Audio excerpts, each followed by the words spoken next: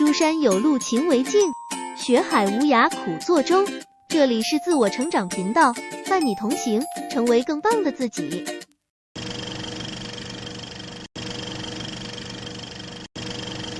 今天给大家分享一个励志故事，没有比较更长的路。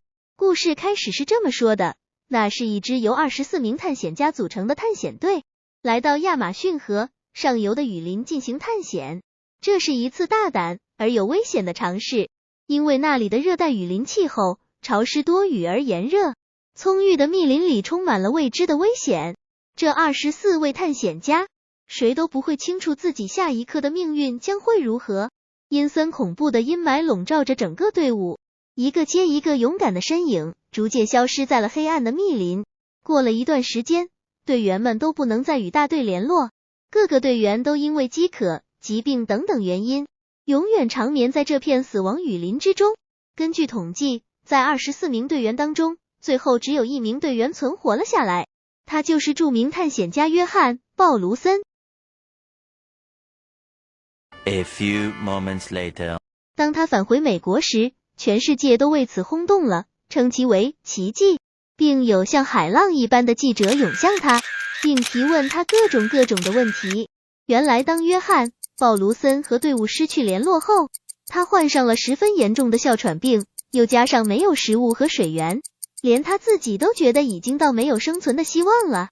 然而，当他一次又一次的昏厥醒来，已不知昏厥多少次，又醒来多少次。当他再次苏醒后，他突然被一股发自内心强大的力量推动了起来，让他再次有力量与恶劣的环境继续做顽强斗争。他渴了，便饮林中雨水，饿了，便食林中昆虫。就这样，花费了长达1个多月的时间，他终于闯出了黑暗的密林，让救援队救起，从死神的魔爪里逃了活命回来。当时记者们问的最多的一个问题，还是那句，是什么让你有信心振作起来，一步一步地走出了雨林？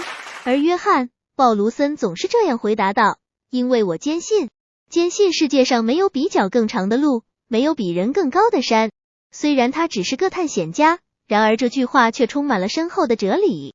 在面对困难、挫折或是强大的敌人时，我们往往会认为自己很渺小、微不足道，接着就会自暴自弃而放弃，心中笼罩着灰暗的阴影。如果我们这样子做，那就太失败了。我们并没有被强大的对手或很艰巨的困难所打倒，而是被自己所打倒。自己如果在心底否定了自己，你还有什么理由不失败呢？约翰·鲍卢森坚信自己是最强大的，自己是不会那么轻易被困难所打倒的。我们也要有约翰·鲍卢森这样的信念，自信，肯定自己，蔑视困难，勇攀高峰。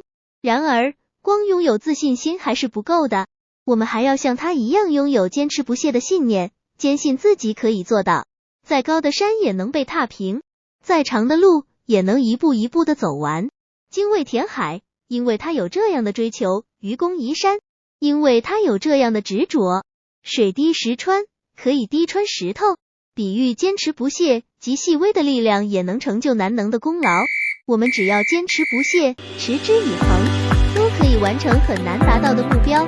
也许我们不能体悟出约翰·鲍卢森先生所说的真谛，因为我们不曾挑战过像他所经历过的困难与危险，但你也必须在人生道路上时时准备着应对生活上的挑战。